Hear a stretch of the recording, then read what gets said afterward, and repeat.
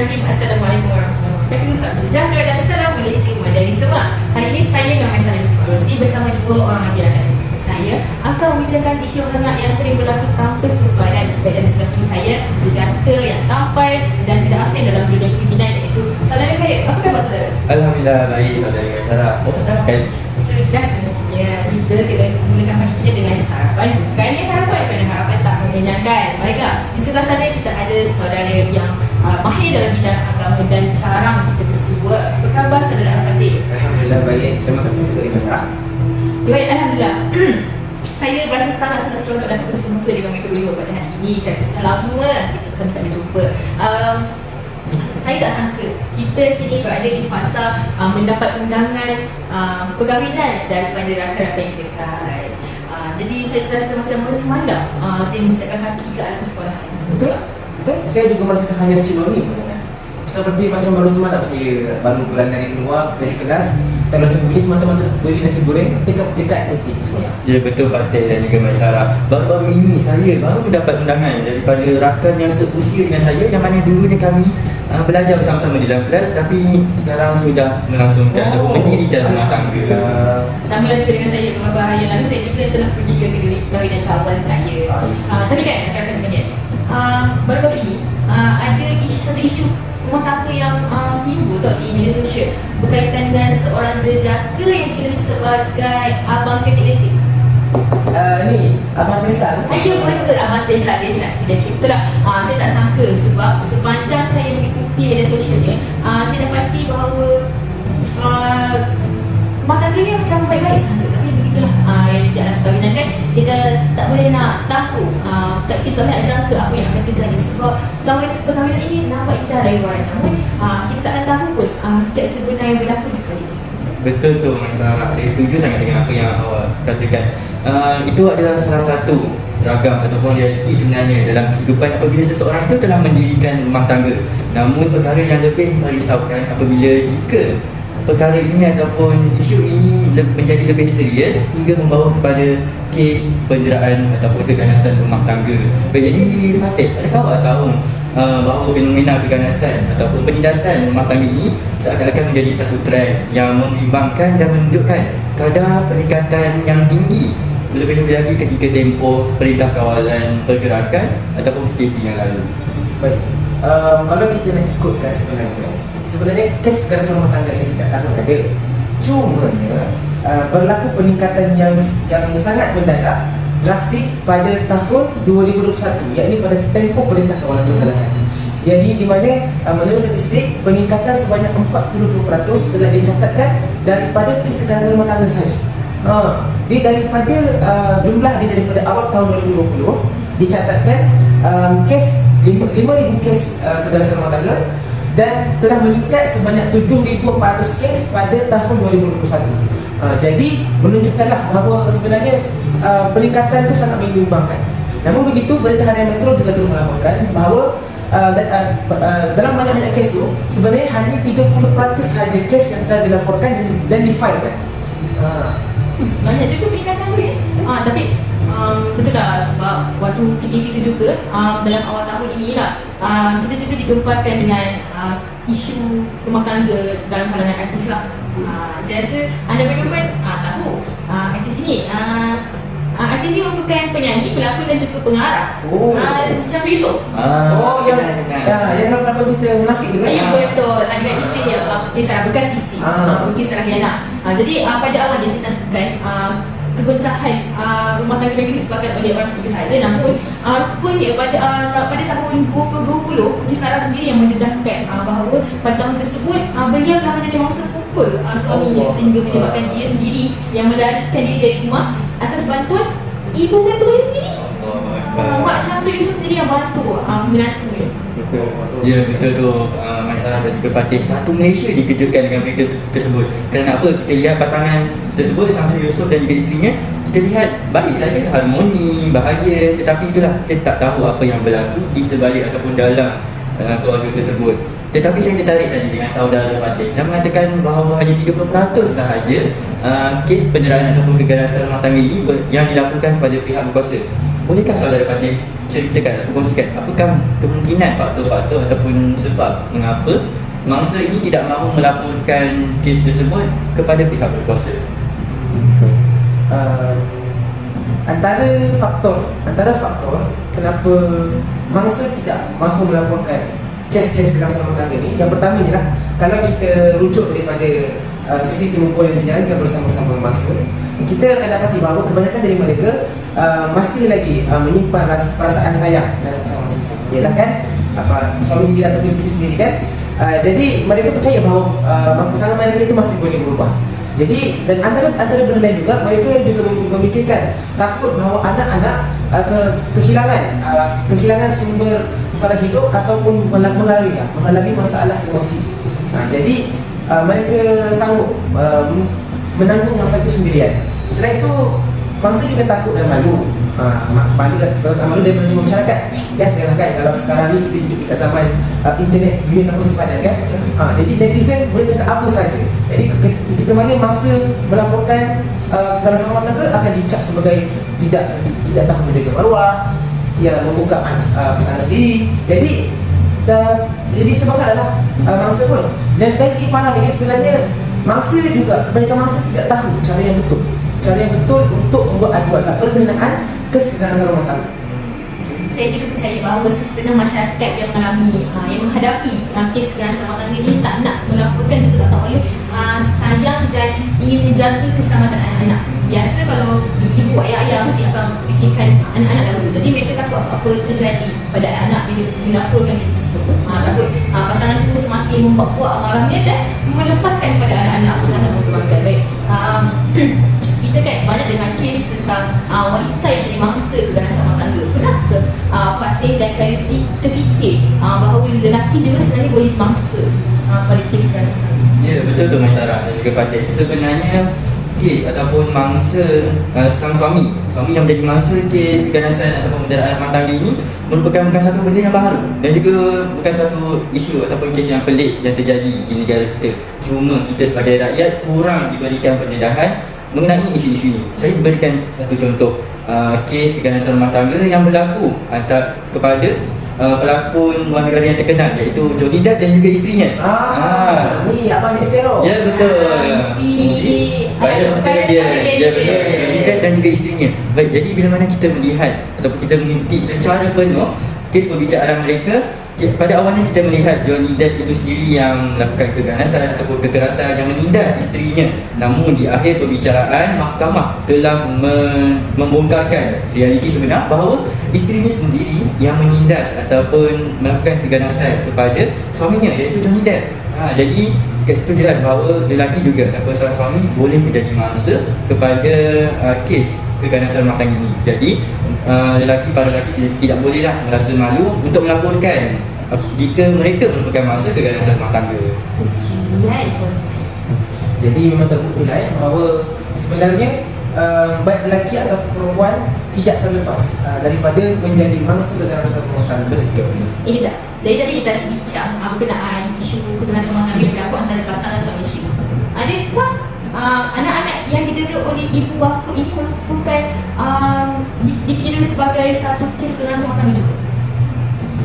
Kalau diikutkan rumah tangga ni menurut Pusat Rujukan Persuratan Melayu ataupun PRPI, sebenarnya rumah tangga didefinisikan sebagai dua perkara. Yang pertama adalah perkahwinan dan yang kedua adalah perihal kehidupan berkeluarga di dalam satu institusi keluarga. Jadi sebenarnya anak-anak juga merupakan bahagian daripada rumah tangga sendiri. Jadi kekerasan terhadap anak-anak masih boleh dikira sebagai kekerasan dalam rumah tangga. Jadi memang betul lah, anak-anak juga jika mereka didera boleh juga kita kategorikan sebagai salah satu kes keganasan rumah tangga yang berlaku. Nampak gayanya begitulah. Cumanya kita mungkinlah boleh mencari pakar yang lebih arif dalam bidang ini agar kita boleh berbincang secara lebih mendalam perkara yang sama-sama. Ya, betul, boleh kita panjangkan diskusi kita. Betul. Jadi anak-anak saya bersama dengan rakan saya yang mahir dalam bidang agama, saya akan beberapa tanyakan kepada Fatih. Baik, dalam Al-Quran saya ada satu ayat berkenaan dengan pukul perempuan. Kan? Betul. Jadi boleh ke Fatih kupaskan sikit mengenai perkara tersebut dan mungkin boleh kupaskan juga apa yang pemikiran Islam tentang kekerasan rumah tangga dan bagaimana cara untuk isu yang dengan betul. Baik. Berkenaan tentang ayat tersebut, ya, tidak dinafikan. Memang ayat tersebut memang ada di dalam Al-Quran, di dalam surah An-Nisa ayat 24, yang di mana Allah Subhanahu Wa Taala ada menyebut bahawa seorang lelaki boleh memukul isterinya. Walaupun begitu, sebenarnya kebanyakan kaum muslimin daripada kaum muslimin maupun kaum non-muslim banyak menyalah tafsirkan ayat ini. Kerana sebenarnya kalau kita tengok daripada konteks keseluruhan ayat, Allah Subhanahu Wa Taala sebenarnya dalam ayat itu sedang membicarakan tentang peranan suami sebagai pelindung wanita. Bahkan ayat itu sendiri dimulakan dengan ayat ar-rijalu qawwamuna 'ala nisa, yakni lelaki merupakan pelindung bagi kaum wanita.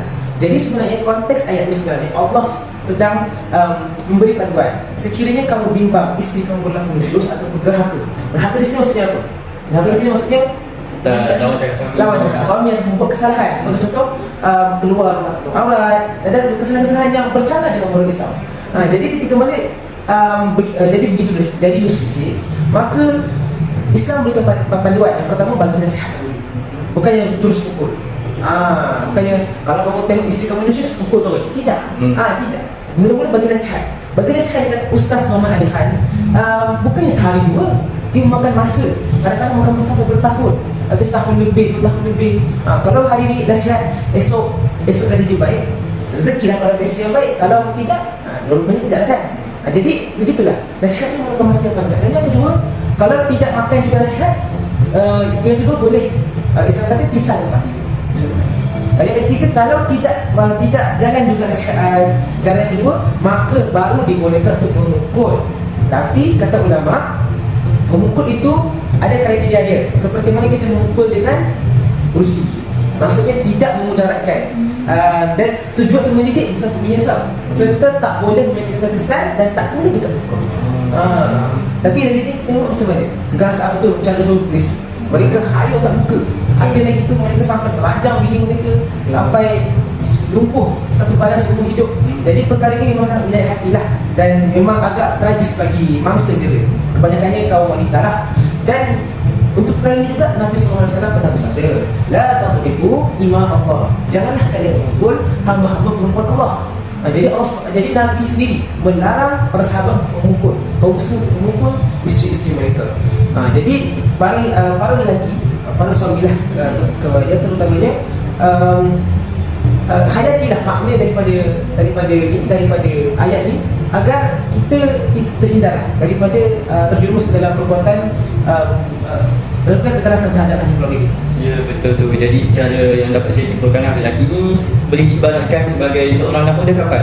Jika seorang nahkoda kapal itu tak tahu ilmu tentang laut, ilmu tentang pelayaran, mampukah kapal yang dibawa ataupun dipandunya berlayar dengan baik di lautan yang penuh luas dan juga penuh cabaran yang tak dapat kita duga? Bagaimana pula dengan keadaan ataupun nasib anak-anak mereka ke? Analogi yang terbaik. Betul. Dan saya juga ada maklumat tambahan untuk dikongsikan. Sebenarnya kekerasan rumah tangga ni dia bukan sahaja tertakluk kepada kekerasan fizikal. Dia sebenarnya terdiri ada berbagai jenis. Kita ada kekerasan fizikal, kekerasan fizikal, mental, emosi dan juga seksual. Untuk kekerasan fizikal atau kekerasan seksual dan kekerasan fizikal lah kan, sebenarnya kita boleh laporkan benda tu, perkara tu kepada hospital, dan memang kita boleh nampak kesan dia. Sebenarnya kalau dia kena pukul ada kesan lebam, kalau kekerasan seksual ada kesan cala dan sebagainya kan. Tapi itu untuk kekerasan fizikal. Bagaimana pula dengan kekerasan emosi? Bagaimana mangsa kena membuktikan perkara tersebut kepada pakar? Saya tak mempasti dengan ini. Yang itu saya tahu. Saya pernah terbaca penulisan ataupun coretan seorang pemilik akaun di aplikasi Twitter, yang mana pada ketika itu isu keganasan rumah tangga ini sedang masih hangat dikatakan.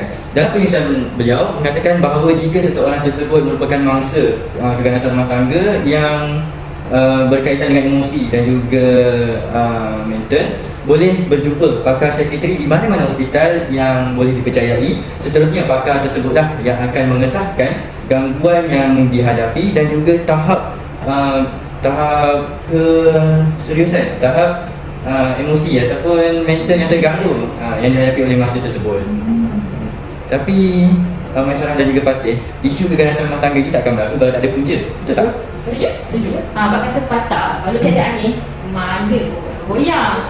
Antara punca yang menyebabkan kes keganasan rumah tangga ni yang popular ialah muncul orang ketiga, betul? Tapi kalau nak tahu kan, masalah ekonomi tak stabil pun boleh menjadi punca. Masalah kewangan kan, buat orang stres, rasa macam nak marah, fikir duit kan. Jadi selain itu, pegangan agama yang rapuh, kurang ni ilmu bapaan, sebab tu ada yang juga anak-anak. Jadi selain itu, gagal mengawal perasaan marah dan mempunyai sikap panas sebarang yang melampau. Itu yang kita takut sebenarnya.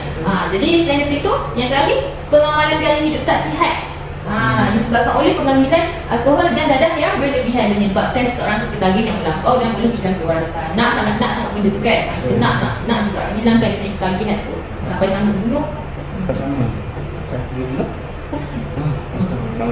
Tapi Masyarah dan juga Fatih, sebenarnya ada satu lagi punca tau yang berlaku.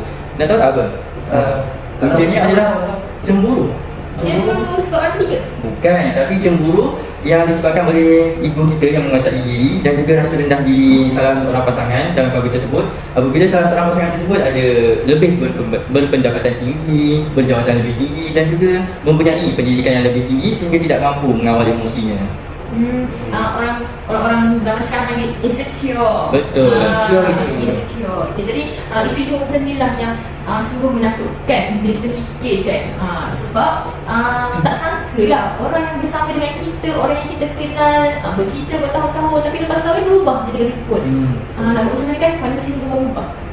Baik. Jadi hal ini sebenarnya mampu memberikan kesan yang sangat serius dan mampu meningkatkan kesan untuk jangka masa yang panjang apabila tak dibentuk. Jadi kalau kalian nak tahu lah kan, mangsa ni bukan sahaja ibu bapa yang tahulah pasal suami isteri, tak, anak-anak pun menjadi mangsa. Kes keganasan rumah tangga yang berlaku dalam hidup mereka sepanjang mereka membesar tu kan mampu meninggalkan trauma yang mendalam. Takut nanti pada masa depan mereka takut untuk kahwin. Mereka dah tak percaya dekat mana-mana lah, lelaki ke wanita ke kan. Jadi saya boleh tahu trauma anak-anak ni bila asyik sangat tengok keganasan rumah tangga, takut mereka boleh hilang fokus bila di sekolah. Asyik fikir tentang ibu apa dia je.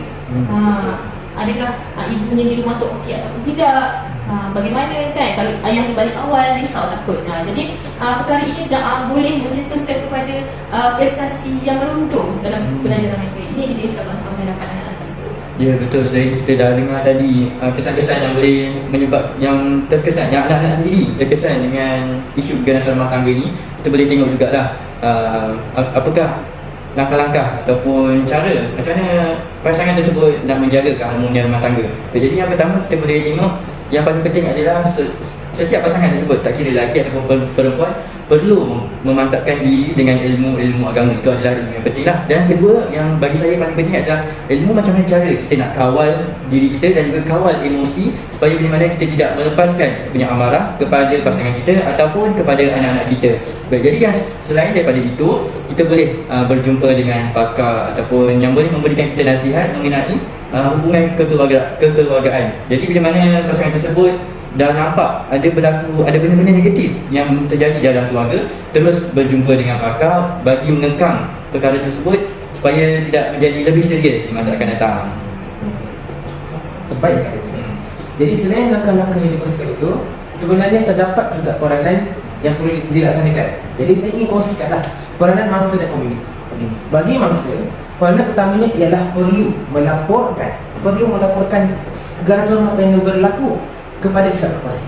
Kerana kalau setiap mangsa takut untuk melaporkan, maka masalah ini tidak akan dapat diselesaikan kerana tidak dilaporkan. Betul. Jadi pihak berkuasa mereka tidak akan dapat membuat apa-apa jika tiada laporan yang dibuat. Jadi dan selain daripada itu, jika mangsa melaporkan, maka akan membuka mata lah kepada orang lain, kepada mangsa yang lain untuk bersama-sama menuntut keadilan daripada si pelaku keganasan rumah tangga. Dan selain daripada itu juga komuniti. Komuniti kita sebagai sebahagian daripada komuniti bertanggungjawab untuk mengambil cakna hal-hal yang berlaku di sekeliling kita. Okey, tidak seperti menjadi kata di bawah tempurung. Kita perlulah mengambil tahu apa yang berlaku, bukannya nak menyibuk tetapi nak cakna. Betul. Jadi sekiranya kalau kita mendapati dalam perkara-perkara yang perkara tadi ini berlaku seperti kes rumah tangga terutamanya, maka bolehlah dilaporkan ke talian yang berkenaan seperti talian kasih yang telah dibangunkan dalam aplikasi WhatsApp yang beroperasi 24 jam. Bila saudara Fatih sebut tentang komuniti, saya tiba-tiba ingat kes yang baru saja terjadi di Johor Bahru. Ada satu kes ni, anak tu didera oleh ibunya dan rakan perempuan ibunya yang tinggal serumah. Didera. Dan nak tahu saya dulu, Siapa yang tahu? jiran.